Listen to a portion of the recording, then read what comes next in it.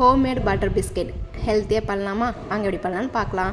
3/4 cup நாட்டு சக்கரை, 2 ஏலக்காய் போட்டு மிக்சியில் பவுடர் பண்ணி எடுத்துக்கலாம். கூடவே 3/4 கப் கோதுமை மாவு, 3/4 கப் ராகி மாவு, அதையும் மிக்சியில் ஒரு சுற்றி எடுத்துக்கலாம். அடுத்து ஒரு பாத்திரத்தில் 1/4 கப்பு நெய் வச்சுருக்கேன். அதை நல்லா விஸ்க் வச்சு இந்த மாதிரி க்ரீமியாக அடித்து எடுத்துக்கலாம்.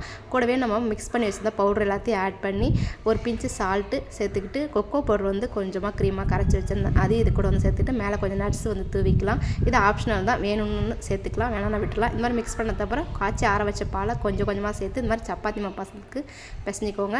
நம்ம ரெடி பண்ணி வச்சிருந்த மாவுலேருந்து ஒரு போர்ஷன் ஆஃப் மாவு எடுத்து இந்த மாதிரி கையிலே தட்டணும் அப்படின்னா நமக்கு வேணுங்கிற ஷேப் கொடுத்து அழகாக ரெடி பண்ணி எடுத்துக்கலாம். நான் எனக்கு தெரிஞ்ச மாதிரி சிம்பிளாக டிசைன் போட்டு எடுத்துருக்கிறேன். 10 நிமிஷம் வானல் நல்லா ஃப்ரீ ஹீட் பண்ணி வச்சுருந்தேன். அதில் வச்சு ஒரு 30 நிமிஷம் பேக் பண்ணி எடுத்தோம் அப்படின்னா நல்லா கிறிஸ்பியான சூப்பர் டேஸ்ட்டான பட்டர் பிஸ்கெட் ரெடி ஆகிடும். இது உடனே வந்து எடுக்கக்கூடாது, ஒரு 1/2 hour ஆற விட்டு அப்புறமா மூவ் பண்ணிங்கன்னா அழகாக நகர்ந்து வந்துடும். வீடியோ பிடிச்சிருந்தால் லைக் பண்ணுங்கள், மறக்காம சேனலுக்கு சப்ஸ்கிரைப் பண்ணுங்கள். பாய்.